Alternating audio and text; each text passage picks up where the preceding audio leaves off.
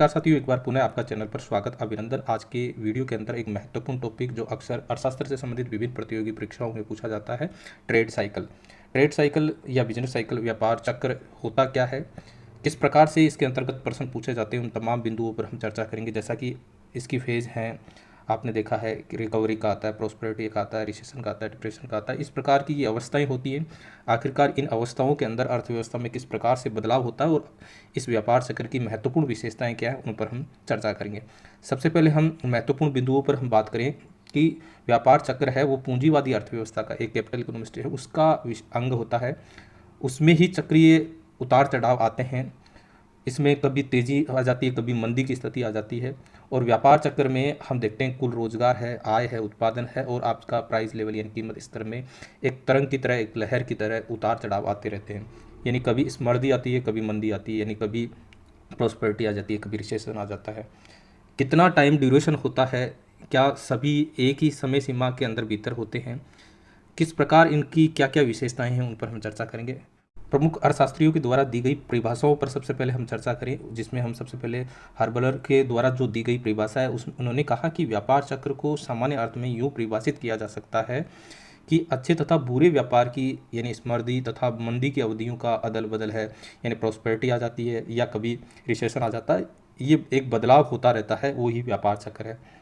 जबकि John Maynard Keynes के द्वारा दिया गया है कि व्यापार चक्र अच्छे व्यापार की उन अवधियों से निर्मित है जिनकी विशेषता है बढ़ती कीमतें, कम बेरोजगारी का प्रतिशत। जो अवधियां गिरती कीमत तथा ऊंची बेरोजगारी की प्रतिशत से युक्त बुरे व्यापार की अवधियों के साथ अदल बदल करती है। यानी अर्थव्यवस्था में कभी अच्छी स्थिति आती है, कभी बुरी स्थिति आती है। अच्छी स्थिति होती है तो बेरोजगारी कम होती है और बुरी स्थिति होती है तो बेरोजगारी बढ़ जाती है, कीमतें प्रभावित होती है, उत्पादन प्रभावित होता है। और ये एक चक्कर, एक साइकिल की तरह आता जाता है। जबकि प्रोफेसर एस्टे के द्वारा कहा गया है कि चक्रीय उतार चढ़ाव की विशेषताएं अगर विस्तार तथा संकुचन की तरंगों का अदल बदल है ना, जो प्रॉस्पेरिटी है या रिसेशन है वो अदल बदल करते रहते हैं। उनकी कोई नियत लय नहीं होती है, परंतु वे इस अर्थ में चक्रीय होते हैं कि संकुचन तथा विस्तार की अवस्थाएं अक्सर तथा पर्याप्त रूप से मिलते जुलते ढंग पर बार बार आती रहती है। तो इस प्रकार तीनों अर्थशास्त्रियों के द्वारा दी गई परिभाषा को अगर हम देखें तो इन्होंने एक महत्वपूर्ण बात ये कही कि अर्थव्यवस्था में कभी तेज़ी आती है, कभी मंदी आती है, परंतु ये तेज़ी और मंदी का जो अंतराल होता है वो समान नहीं होता है। अलग अलग, जैसे तेज़ी अगर लंबे समय के लिए हो सकती है तो अगले चक्कर में कम समय के लिए भी हो सकती है। प्रमुख विशेषताओं की बात करें तो इसमें चक्रीय परिवर्तन होता है। साइकिलिंग जो चेंजिंग है, इसका नेचर है वो इस प्रकार का होता है कि एक साइकिल एक चक्कर की तरह होता है। कभी अच्छी स्थिति तो कभी बुरी स्थिति होती है। और हम देखते हैं इंसान मनुष्य के जीवन में भी इस प्रकार की स्थिति आती है, कभी सुख तो कभी दुख। ठीक उसी प्रकार व्यापार चक्र में भी इस प्रकार के परिवर्तन होते हैं। तरंगमय उतार चढ़ाव होते हैं जिनमें आय, उत्पादन, रोजगार, कीमतें में लहरों की तरह, वेवलाइन की तरह परिवर्तन होते हैं। नियमितता का अभाव है। ऐसा नहीं कि टाइम ड्यूरेशन हम बांध कर बैठ जाएं कि पिछली बार 1 वर्ष के लिए रहा था तो आगे भी 1 वर्ष का रहेगा, ऐसा नहीं है। व्यापार चक्र की नियमितता नहीं होती है, परंतु इनका जो अवस्थाएं, स्टेज हैं वो एक के बाद एक आती है। कहने का तात्पर्य क्या होगा, इसको हम डायग्राम से समझेंगे। फिलहाल आप ये जानिएगा, नियमितता का अभाव है, टाइमली नहीं होता है। अगर हम टाइम के द्वारा इसको बांधें तो वो सही नहीं है। व्यापक प्रभाव पड़ता है इसका, संपूर्ण अर्थव्यवस्था पर प्रभाव पड़ता है। और मुख्य रूप से हम देखें तो पूंजीवादी अर्थव्यवस्था की ये विशेषता है। अब यहाँ टाइम ड्यूरेशन की देखें तो ये शिखर का पीक का पॉइंट है और ये शिखर का पीक का पॉइंट है, ठीक है। तो यहाँ जो समय लगा है, मान लो कि यहाँ 2 वर्ष लगा, तो अगले पीक से अगले पीक के पॉइंट का ज़रूरी नहीं है वो इतना ही समय लगे, कम ज़्यादा समय भी हो सकता है, ठीक है। तो इस प्रकार ये समय को लेकर हम ये देखें कि समय के माध्यम से इनको बांधा नहीं जा सकता है। निष्कर्ष रूप से हम ये कहें कि व्यापार चक्र अर्थव्यवस्था में होने वाली जो आवर्ती, जो साइकिल की तरह उतार चढ़ाव की प्रक्रिया है, जिसमें कभी आप देखो प्रॉस्पेरिटी आती है, कभी रिसेशन आता है, बेरोजगारी होती है, उत्पादन व कीमतों में परिवर्तन देखने को मिलता है। ये अर्थव्यवस्था की गतिशीलता को दर्शाती है तथा आर्थिक नीतियों के निर्माण में अत्यंत महत्वपूर्ण भूमिका है। एक पंक्ति में अगर बात करें तो व्यापार चक्र अर्थव्यवस्था में जो समृद्धि है और मंदी है उसकी आवर्ती लहर है, कभी अच्छी कभी बुरी। तो इस प्रकार महत्वपूर्ण परिभाषाओं को देखा हमने और व्यापार चक्र की मुख्य विशेषताओं को हमने इसके अंतर्गत देखा है। अब हम बात करें चक्रों के प्रकार की बात करें, टाइप ऑफ साइकिल की बात करें, तो यहाँ व्यापार चक्र को अनेक अवधि और प्रकृति के आधार पर हम देखें विभिन्न प्रकारों में वर्गीकृत किया गया है। ये चक्र अर्थव्यवस्था में होने वाले जो उतार चढ़ाव है उनकी अवधि एवं प्रभाव को दर्शाते हैं। तो सबसे पहले हम देखें अल्प किचन जो चक्र है, साइकिल है, वो है, इसे लघु चक्र भी कहा जाता है। प्रश्न पूछा जा सकता है क्या होता है ये किचन चक्र। तो इसकी अवधि लगभग 40 मास होती है और ये दिया गया है, एक ब्रिटिश अर्थशास्त्री है जोसेफ किचन, और उन्हीं के नाम से इस जो व्यापार चक्र है उसको जाना जाता है किचन चक्र, जिसका 40 माह का अवधि होती है। उन्होंने 1923 में बड़े एवं छोटे चक्रों के मुख्य जो अंतर है उनको स्पष्ट किया था, और उनका तथ्य था कि बड़ा चक्र 40 मास के 2 या 3 छोटे चक्रों के योग के बराबर होता है, उनको मिला दें तो बड़ा चक्र होता है। छोटा चक्र है उसका समय उन्होंने 40 मास बताए। अवधि कम होने के कारण इसे अल्पकालीन चक्र भी कहा जाता है। तो ये पहला हो गया। दूसरे प्रकार की हम बात करें तो वो है जुगलर साइकिल, जुगलर चक्र, इसे बड़ा चक्र भी कहा जाता है। ये अनुक्रमिक संकटों के बीच के व्यापार क्रिया के उतार चढ़ाव को दर्शाता है। फ्रांसीसी अर्थशास्त्री है क्लीमेंट जुगलर, उनके द्वारा 1862 में इस सिद्धांत को प्रस्तुत किया गया और उन्हीं के नाम से इसको जाना जाता है। उन्होंने बताया कि जो समृद्धि है और संकट है और परिसमापन यानी लिक्विडेशन है, ये अवस्थाएं हमेशा एक निश्चित क्रम में आती है। कभी समृद्धि आ जाती है, कभी परिसमापन होता है। ये परिसमापन क्या होता है इसकी हम आगे चर्चा करेंगे। लिक्विडेशन क्या होता है, मतलब कहने का तात्पर्य इसका ये है कि जो भी दायित्व है, जो लाइबिलिटीज हैं, उनको कम कर देना। कहने का तात्पर्य मान लीजिए कि कीमतों में गिरावट होती है, ऐसी स्थिति में कंपनी है वो क्या करती है, अपने शेयर बेच देती है, अपनी एसेट्स बेच देती है, ठीक है, क्योंकि वो जो नुकसान है उनकी भरपाई, क्योंकि एक तरह से मंदी की स्थिति में क्या होता है कि उनको नुकसान होने की संभावनाएं होती है, तो वो अपने जितने भी शेयर वगैरह हैं उनको बेच देती, परिसमापन वो करती है, अपने दायित्व है जो लाइबिलिटी है उनको कम करती है। तो मुख्य तथ्य हम देखें व्यापारिक उतार चढ़ाव की दीर्घकालीन स्वरूप को ये दर्शाता है। और तीसरा देखें दीर्घ कोंद्रोत्रिफ चक्र, ठीक है, ये अत्यंत दीर्घकालीन होता है। रूसी अर्थशास्त्री कोंद्रोतिफ के द्वारा 1925 में ये सिद्धांत दिया गया था। उन्होंने निष्कर्ष दिया है कि अर्थव्यवस्था में बहुत लंबी आर्थिक तरंगें चलती है। मुख्य रूप से इनकी अवधि की बात करें तो वो 50 वर्ष से अधिक, और 6 जुगलर चक्रों में से निर्मित इन्हें कोंद्रोतिफ तरंगों में भी कहा जाता है, 50 वर्ष से अधिक है। फिर है भवन संबंधित चक्र, ये भवन निर्माण एवं रियल एस्टेट गतिविधियों से संबंधित है।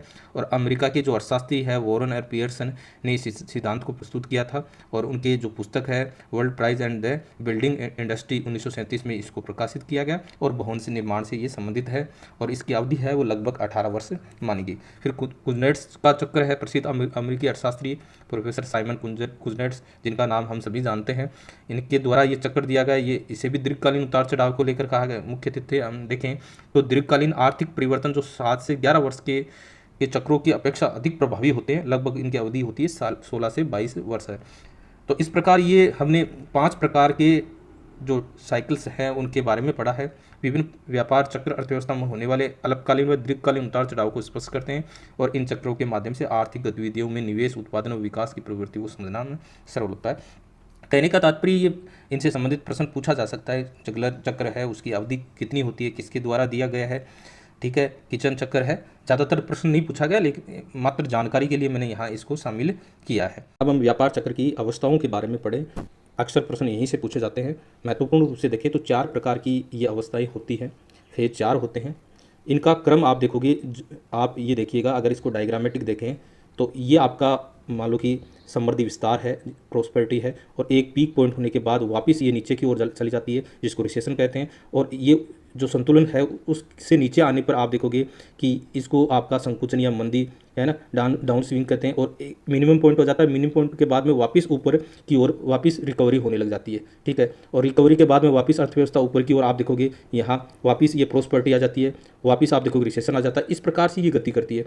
प्रश्न भी पूछा जाता है यहाँ से, चाहे यहाँ से चालू करें, यहाँ से आप चाहे रिसेशन से चालू करें, तो रिसेशन के बाद में आप देखोगे कि ये संकुचन मंदी आती है, फिर आपकी रिकवरी आती है, और रिकवरी के बाद में वापस क्या हो जाता है, प्रोस्पेरिटी आ जाती है। तो आप एग्जाम में ये प्रश्न पूछा जाता है यहाँ से चालू कर दे मंदी से, तो मंदी के जस्ट बाद में क्या होती है, यहाँ आप देखोगे ये वाला, ये नीचे वाली ये बिंदु है, ये वाली है ना, यहाँ एक तरह से अर्थव्यवस्था में संकुचन होता है। संकुचन के बाद में अर्थव्यवस्था मिनिमम पॉइंट पर आ जाती है, और मिनिमम पॉइंट के बाद में वापस क्या हो जाती है, रिकवरी हो जाती है। तो ये क्रम आपको बिल्कुल ध्यान में रखना है ना।